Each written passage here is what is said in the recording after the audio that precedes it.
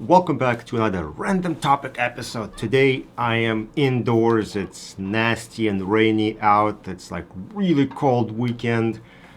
Temperatures are dropping to like 37 in May. I know it's crazy. All right, so we're gonna do today's episode indoors.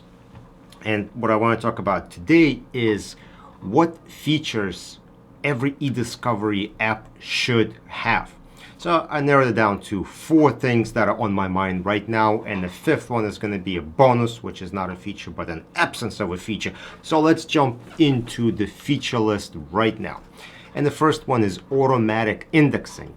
Every ediscovery app should automatically index documents without prompt from a user. Right, you should be able to load your documents. Documents get indexed. It's not an event. It's not a thing. It just gets indexed and done. And if a field changes, that change in the field should get indexed automatically. You shouldn't have to worry about was this document indexed before?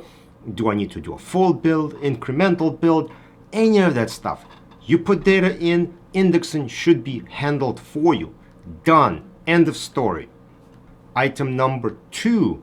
Keeping track of sequential numbers. You never should have to worry about sequential numbers. There are lots of systems where if you processing in multiple stations and you setting up loaders on different computers, you have to worry about which computer uses which prefix or the sequential number.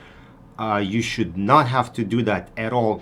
Your system should handle that for you, just like with document IDs for processing. Same thing with production numbers. All you should have to do is have an option for an override if system gets it wrong, and from there it should be handled. It should not prompt you for it. You shouldn't have to make a mistake with how many digits you put in or anything like that. It should just pick up the next sequential number and not allow you to create duplicates or have a big warning like, hey, you're creating duplicates. So that is item number 2, keeping track of sequential numbers. Item number 3, production fields.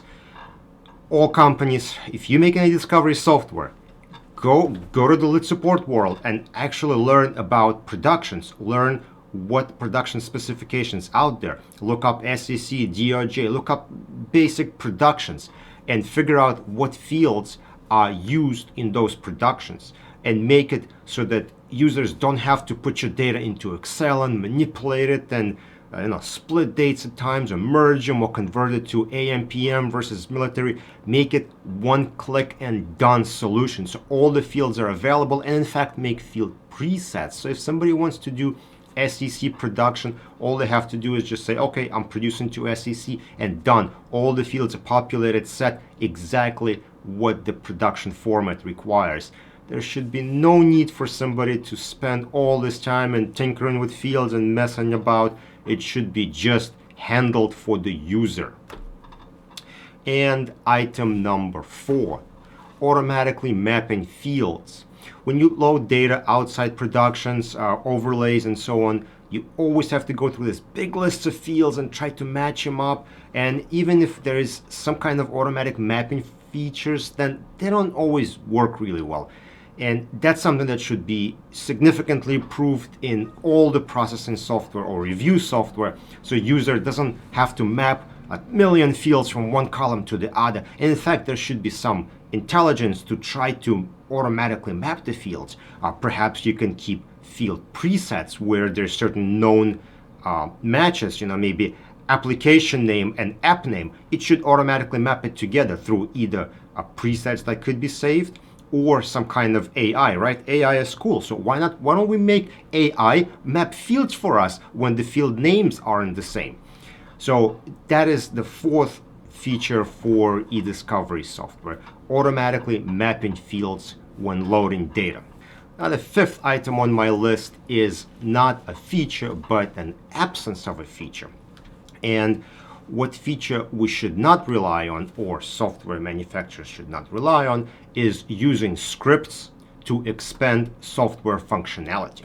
At first I got introduced to this when I was using concordance, and I'm sure anyone who used concordance had run CPLs, and that was a way of concordance database to expand its functionality, where you have custom CPLs or little scripts that can do additional things that the software cannot do.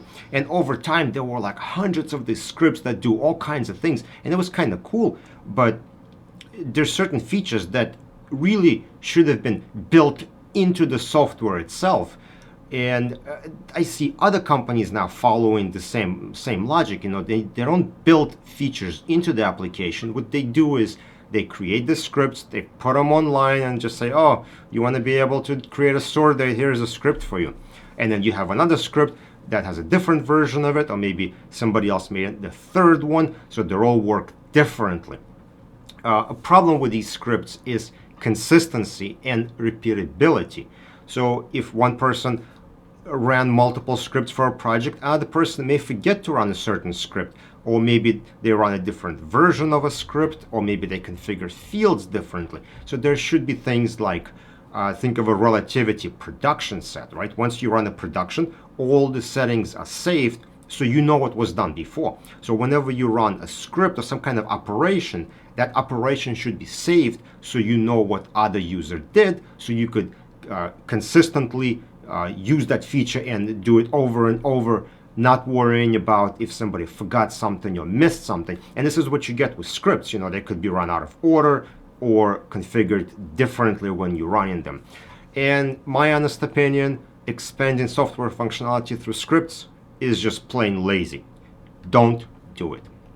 Anyway, that's my list of 4 features that every ediscovery software should have, and the bonus one is what they should not be doing. Let me know if you have any that you can think of. Please share it with me in the comment section below, and I will see you on the next video, which hopefully is going to be outside.